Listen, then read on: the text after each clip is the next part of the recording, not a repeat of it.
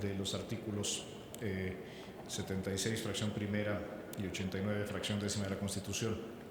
Creo que en una interpretación moderna de la Constitución debemos de fortalecer la participación del Senado y en general del Poder Legislativo, incluido la Cámara de Diputados, como órganos de contrapeso y rendición de cuentas. Esto como un principio fundamental de coincidencia. En este momento, con mayor razón. En este momento en que la nación se ve amenazada, creo que debemos de construir, como se ha dicho muchas veces en esa comparecencia, una auténtica política exterior de Estado, no simplemente la conducida por la Secretaría de Relaciones Exteriores o por el Ejecutivo. Y coincido también con usted. No aspira y no debe de aspirar nunca el Ejecutivo a un respaldo casi incondicional o irreflexivo por parte del Senado de la República. Por el contrario, lo que nos fortalece, lo que nos da vitalidad democrática, en el mejor sentido de la palabra, es precisamente la discusión de las ideas. Y yo nunca interpretaré la crítica o la diferencia de opinión que exprese alguna senadora o un senador como algo que no sea constructivo para la labor que desempeñamos. Y aquí me refiero a algo que decía el senador Héctor Flores en su intervención. Por supuesto, senador, hay que reconocer los errores. Estamos más que abiertos a la crítica. Hay que estar abiertos a la crítica y a la autocrítica. Me refería yo a un punto particular, a lo mejor es lo que motivó su intervención. Yo no creo que el Ejecutivo haya violado la Constitución en la rendición de cuentas al Senado, en la participación del Senado. Sin embargo, y también lo dije con motivo de la intervención de la senadora Cuevas y de la senadora, lo digo ahora, la senadora Tagle, podemos hacer mucho más juntos. Más allá de las interpretaciones constitucionales, creo que tenemos una exigencia histórica y hay una oportunidad, pero creo que tenemos que dar el paso que le toca a los órganos de Estado de pasar de una unidad nacional fundada principalmente en reacciones emotivas a cómo articulamos una política de Estado que nos dé fortaleza como nación frente a los retos que vienen del exterior. En ese sentido, por supuesto, la crítica siempre será bienvenida. Aspiro también que a quienes hablamos representando al Ejecutivo también se nos tolere tener diferencias de opinión que creo que se valen, son sanas y es lo que se espera de una democracia vigente. Continuando, senadora Tagle, con sus preguntas. La participación de México en los foros latinoamericanos ha sido siempre activa y va a seguir siendo muy activa. Debo decirle que hemos recibido con gran alegría las muestras de solidaridad de distintas naciones de América Latina, en pronunciamientos de los presidentes o presidentas, en pronunciamientos de las cancillerías, y hemos entrado en comunicación muy directa. Hemos hablado con ellos, he hablado yo prácticamente ya con todos mis pares, con algunos me he reunido. Estaré el día de pasado mañana en Costa Rica en una reunión del Sistema de Integración Centroamericana, el SICA, donde tendré la oportunidad de platicar nuevamente con varios de ellos. Y a todos les agradecemos la solidaridad, les pedimos que alcen la voz en defensa de México, pero no pensando, que lo hagan pensando en México como una nación fuerte y soberana. México no debe asumirse ni nos asumimos como víctimas. Somos una nación soberana, así encaramos las negociaciones con el orgullo que nos da ser mexicanos, entendiendo las enormes fortalezas que tiene este país, y así se lo hemos comunicado a las naciones de América Latina. Por cierto, con algunas de ellas con las que no tenemos acuerdos comerciales, les hemos señalado que la mejor manera de apoyar a México en este momento, más allá de las declaraciones solidarias que muchos se agradecen o de los pronunciamientos en los órganos multilaterales, es acelerar nuestras negociaciones comerciales. Es el caso, por ejemplo, de Brasil y de Argentina, de quienes hemos tenido una respuesta francamente positiva.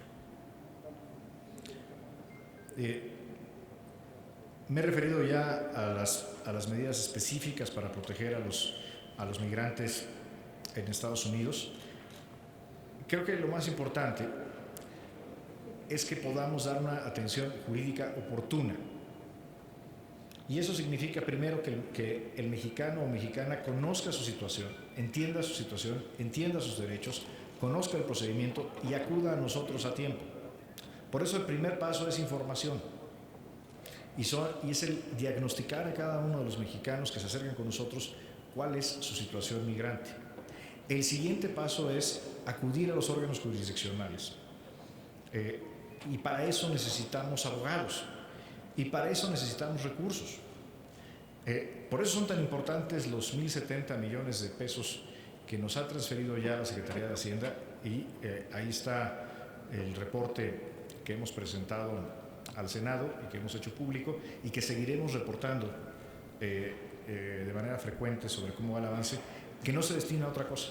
Lo estamos realmente destinando a este propósito porque la defensa jurídica necesita, más allá de voluntad, necesita primero recursos humanos. Estamos contratando 320 trabajadores temporales que nos ayuden en esta tarea, pero necesitamos contratar despachos de abogados, necesitamos financiar casos. Hay algunos casos que son costosos, pero que vale mucho la pena defender, no solamente por el interés propio de la persona en cuestión, sino porque pueden establecer precedentes. Y algunos casos son complejos y necesitamos especialistas. Eso es lo que estamos haciendo. Hemos hecho una distribución del dinero que aparece en los anexos del informe que le entregamos al presidente de la mesa directiva, donde viene renglón por renglón a qué programas lo estamos dedicando. Son 4 programas fundamentalmente, incluyendo el PALE, el Programa de Asistencia Legal en el Extranjero, y también la distribución que estamos haciendo por consulado, porque estamos tratando, a partir de la experiencia de los propios cónsules y de la Secretaría, de anticipar los volúmenes de demanda. Lo que estamos viendo es un crecimiento muy importante en el primer mes de la administración nueva en Estados Unidos, de la demanda por acercarse a los consulados. Entonces tenemos que estar preparados. Pero en concreto, ¿qué estamos haciendo? Activar la defensa jurídica. No podemos hacer omisos en ello. Y la defensa jurídica tiene además una ventaja muy importante. El involucrarnos en los casos nos permite también conocer posibles elementos de litigio internacional, donde se presenten violaciones a los derechos humanos, a los derechos respecto por ejemplo, a la visita consular o a la Convención de Viena, o a otros instrumentos del derecho internacional. El involucrarnos en los casos concretos nos permite generar elementos de prueba para sustanciar estas acciones a nivel internacional. Entonces, aquí no hay sustituto. Ahora, algo que estamos haciendo es que lo estamos haciendo trabajando de manera muy cercana con las organizaciones.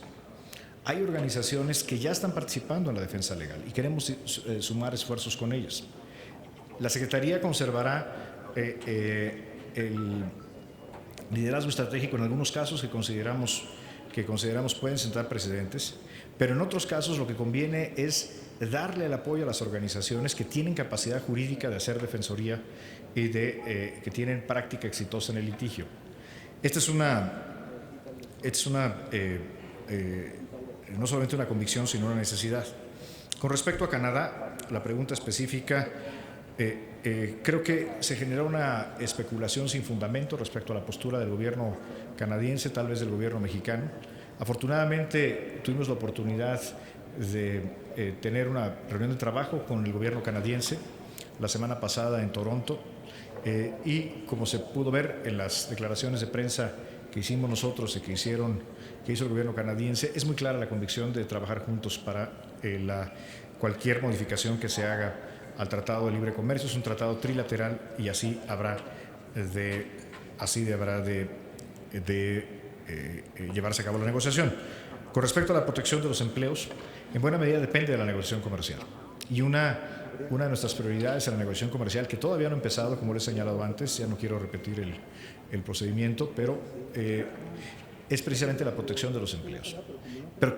Y debemos ir más allá de simplemente la conservación del puesto de trabajo, sino generar condiciones, un entorno que favorezca el mejoramiento salarial sostenido. Insisto, no podemos pretender que la competitividad de México en el exterior sean los bajos salarios de los mexicanos. Eso beneficia a las empresas nacionales o globales, pero no beneficia a la gente. Tenemos que ir a un modelo de libre comercio en el cual el trabajador mexicano esté en el centro de la discusión y no sea un accesorio para la competitividad ajena. Respecto a la retención de los mexicanos, hay que reconocer que los flujos migratorios han cambiado enormemente. Hoy los flujos migratorios entre México y Estados Unidos son positivos a favor de México, es decir, hay más mexicanos que regresan de manera voluntaria o por la vía de la deportación que los que van hacia Estados Unidos. Es decir, el fenómeno migratorio, que en buena medida fue un fenómeno económico, hoy está siendo revertido y no es un fenómeno de un solo año, es una cosa que ha ocurrido conforme los mexicanos encuentran mejores oportunidades en México que en Estados Unidos. ¿Es suficiente lo que estamos haciendo? Definitivamente no. Y la respuesta tiene que ser la creación de empleos bien remunerados y dignos. Senador Bartlett, agradezco su precisión sobre China. Creo que entendí mejor en esta segunda exposición su comentario y coincido con usted en algo fundamental que usted dice. No se puede entender nuestro déficit comercial, nuestro superávit comercial con Estados Unidos si no lo analizamos a la luz del déficit más grande que tenemos con China. Es evidente que la plataforma de libre comercio en América del Norte interactúa con otras naciones, es el caso particularmente de China. Usted se refiere a esto como un efecto de triangulación, tal vez es un buen calificativo para referirse al fenómeno. Esto pone en evidencia lo importante que es la discusión respecto a algo que decía el senador Larios hace un ratito cuando hablaba de las reglas de origen. Reglas de origen demasiado laxas lo que permiten es precisamente este fenómeno que además acentúa el uso de mano de obra mexicana en condiciones de bajos salarios. Será sin duda uno de los temas en la discusión. Efectivamente, la iniciativa Mérida está ya en su última etapa. Independientemente de calificar si fue buena o mala, lo que le puedo asegurar, senador, es que no será una ficha de negociación para aspectos comerciales o de alguna otra naturaleza. No vamos a permitir que se utilice la iniciativa Mérida como algo que influya en las decisiones del gobierno mexicano hacia adelante, insisto, sin emitir juicio sobre las bondades de la iniciativa Mérida. Con respecto a la inspección, habla usted de la modificación que se hizo a la ley de armas de fuego y me pregunta si estoy al tanto. Sí, senador, la conozco bien. Esta modificación no se hizo porque fuera parte del uniforme, la aportación del arma de cargo. Se hizo para permitir una mejora sustancial en la eficiencia aduanera del país. En particular, gracias a esta reforma, se ha permitido instalar en algunas aduanas del país, no todas, son pocas, han sido principalmente proyectos piloto. El primero de ellos fue en el aeropuerto de Laredo, del lado americano, donde tenemos agentes mexicanos portando un arma que están realizando la revisión aduanal de productos que van a ingresar a México y se hace la revisión aduanal al mismo tiempo entre los agentes mexicanos y los agentes americanos. Esto lo que ha permitido es reducir los tiempos de espera en las aduanas en cerca del 75%. Tenemos el segundo proyecto fue en Tijuana, en Notay, donde para la exportación de productos agrícolas a Estados Unidos se tiene una revisión en territorio mexicano. Portan los agentes el arma de cargo, eso les permite llevar a cabo con legalidad su función aduanera y esto está reduciendo de manera muy importante los tiempos de espera para la exportación de productos perecederos hacia Estados Unidos. Esto es un beneficio muy importante para la competitividad del país. No se pretende que no hay agentes, por cierto, migratorios, no hay ninguna operación de inspección conjunta migratoria que esté funcionando. Las que se han habilitado son de carácter exclusivamente aduanales y yo creo que es una cosa que debe de continuar. No creo que el que tengamos un grupo de 8 o 10 agentes migratorios cargando un arma de cargo represente una amenaza grave a la soberanía. Por el contrario, lo que sí representa es una ganancia muy importante en eficiencia y en competitividad para los productos mexicanos que se exportan a los Estados Unidos. El senador Arechiga, con respecto a las naciones centroamericanas, Me pregunta usted sobre cuál es la estrategia. De alguna manera lo he esbozado ya en mis intervenciones anteriores. Me permito repetir que nuestra estrategia frente a los países centroamericanos, particularmente los del Triángulo Norte, parte primero del absoluto respeto a los derechos humanos, lo cual representa un reto importante y hemos, creo que, avanzado de manera relevante, aunque todavía hay mucho que hacer. Segundo, un enfoque que no sea de control migratorio, sino que sea un enfoque de desarrollo, y donde estamos pidiendo a los Estados Unidos de América que se involucren en el desarrollo de la región, más de lo que hasta ahora han hecho algunos esfuerzos en la administración anterior, pero a todas luces son incipientes o insuficientes. Creo que es algo que debe de ocurrir. Ya tuve yo una reunión de trabajo con los cancilleres de estas tres naciones, les expusimos la posición mexicana y también les dijimos algo que creo que es importante. Cualquier acuerdo que México llegue con Estados Unidos o con cualquier otro país que tenga un impacto sobre nuestra relación con estos tres países no será una sorpresa para ellos. Habremos de involucrarlos como deben hacer las naciones que son vecinos, que son amigos y que son socios, como lo somos de las naciones de América Central. Senador Ríos-Peter, coincido, senador.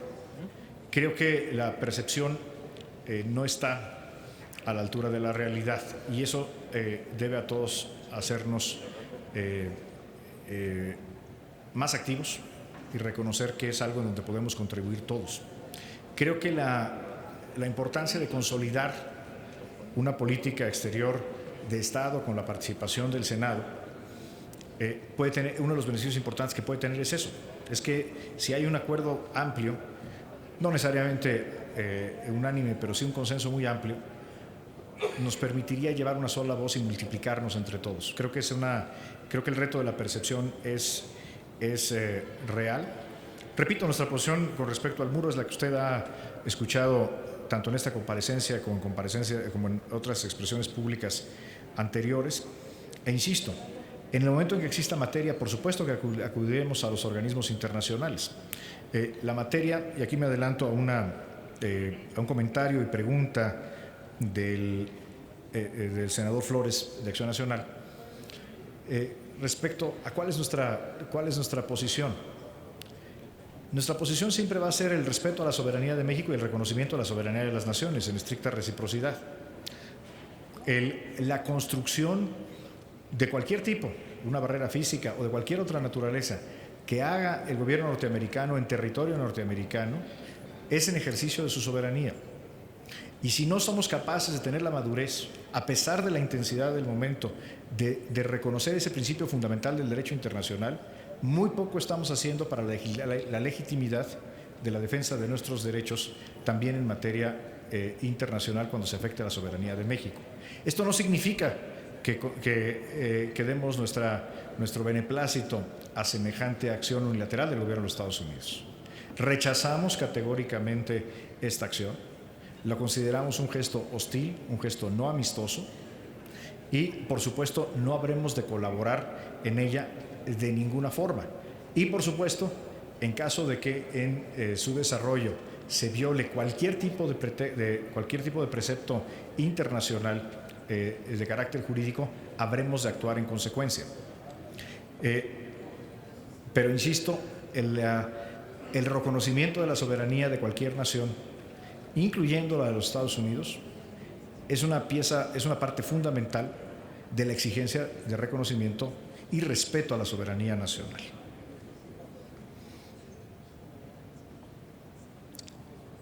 Con respecto a el dinero a los consulados, he presentado un informe, senador, espero que sea satisfactorio. Ya se realizó la primera administración a los consulados en febrero, hace apenas unos días, y ya se calendarizó para el resto del año, consulado por consulado y programa por programa. Creo que es una materia de alto interés. Por supuesto, si el Senado de la República quiere tener alguna reunión de trabajo o algún otro acto de rendición de cuentas específico, estamos a sus órdenes para hacerlo en los términos que determine el Senado.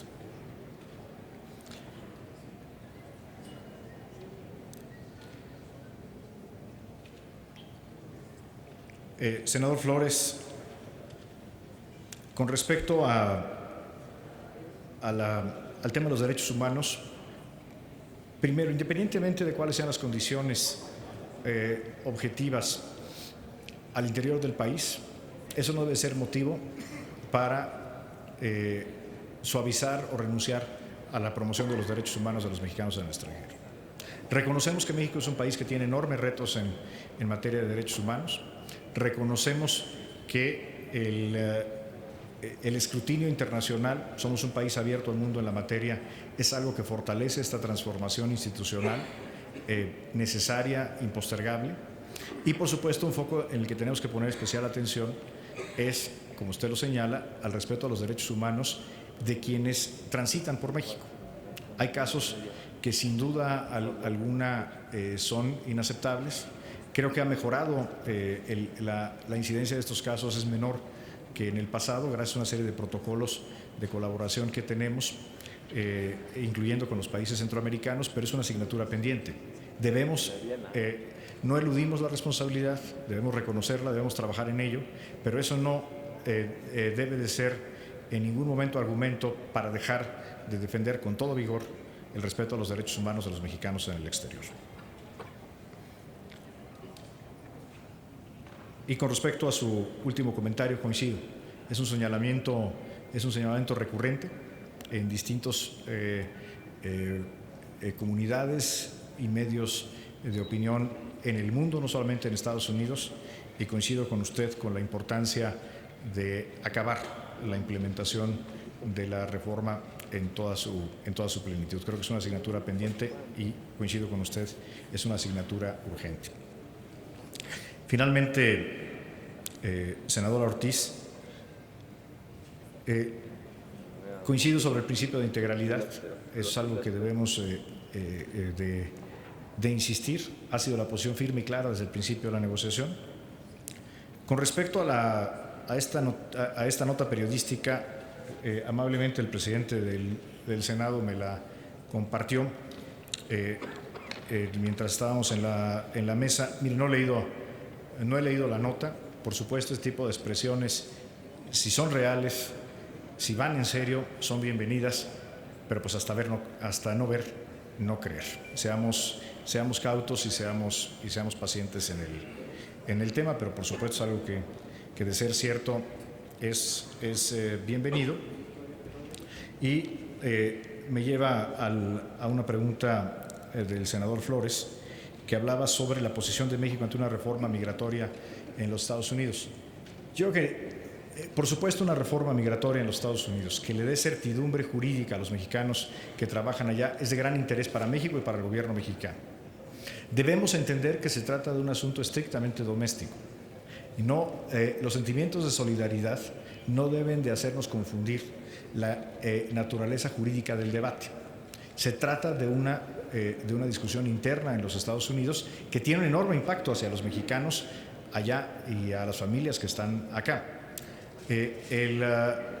Cuando el gobierno mexicano se ha involucrado activamente en el cabildeo de reformas de esta naturaleza, no necesariamente los resultados han sido los más positivos.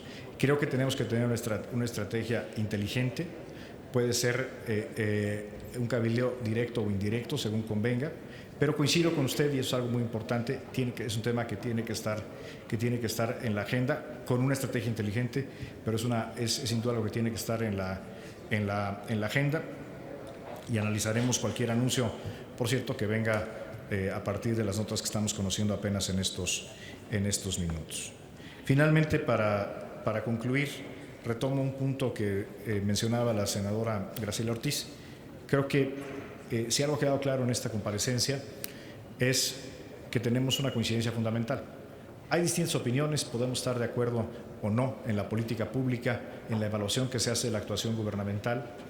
Estamos abiertos, por supuesto, a la crítica, pero hay algo en lo que creo que hoy es más evidente que nunca, que nos une.